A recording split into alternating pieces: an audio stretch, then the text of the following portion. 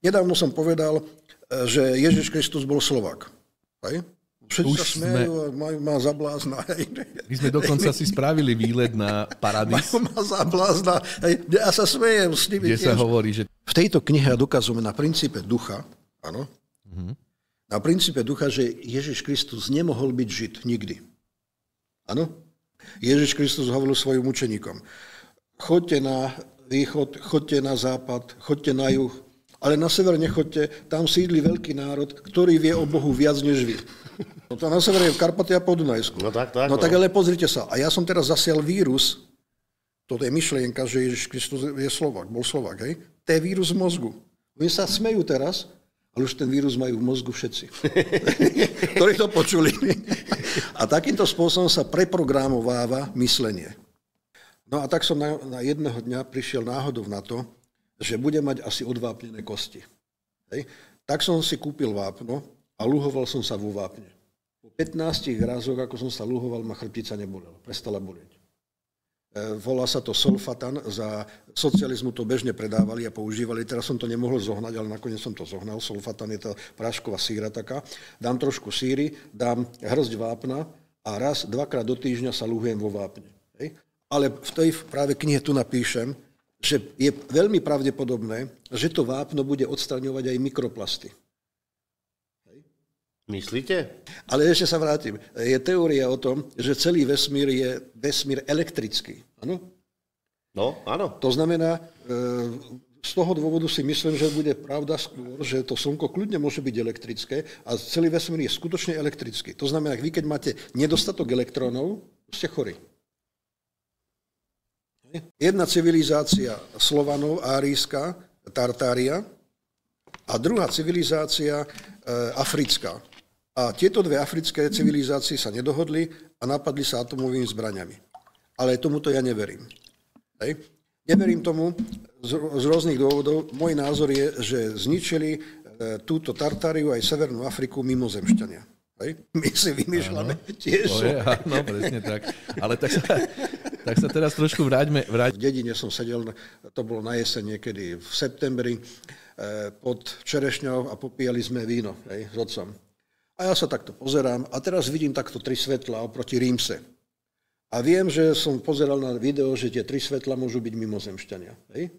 Videl som nejaké filmy. A teraz vidím tie 3 svetlá oproti Rímse idú tak, potom tak, potom tak. A hovorím otcovi, pozri sa, UFO. Hej. Takto som dal prst a v tom momente, keď som dal ten prst, to zhaslo. On to už nevidel. V tom čase podľa mňa bolo prvé zničenie Veľkej Tartárie mimozemšťanmi. Môj názor, že mimozemšťania, nejaká rasa, zničila Veľkú Tartáriu v tom čase prvýkrát.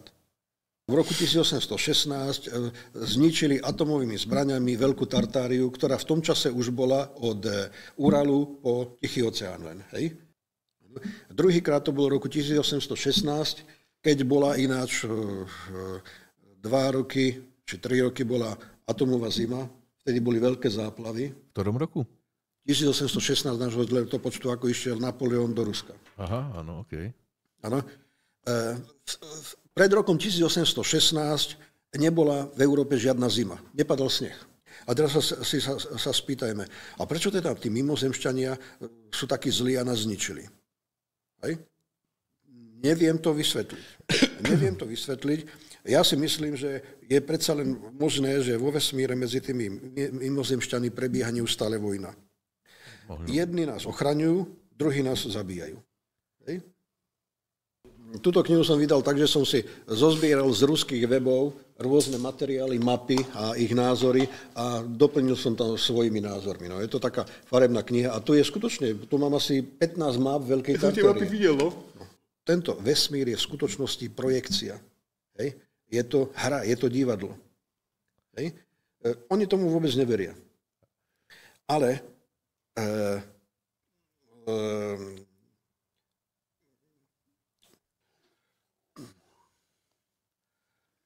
je predpovedané, že tá vojna má byť. Čo nás potom čaká, hej? Teraz ešte nebude. Ešte nie, hej? Rok 2025. Až rok 2025. Áno, 25. A prečo myslíte, že 25 až? Deagle? Pretože tak je to predpovedané. Ja neviem prečo. Dostanú sa na tému, ktorá im nevyhovuje, tak odbočia a nechcú o tom ďalej rozprávať. Hej? Veď volia si svojho Nie, pápeža, konzílium. Tam si volia len tí, ktorí sa tam dostanú medzi tým, nebudem to rozoberať. Áno, jasné, to vieme. To je téma na dlhú, hej. Áno. No, ale, pretože mne môže povedať kdokoľvek, že som blázon, že som duševne chorý, ja sa zasmejem.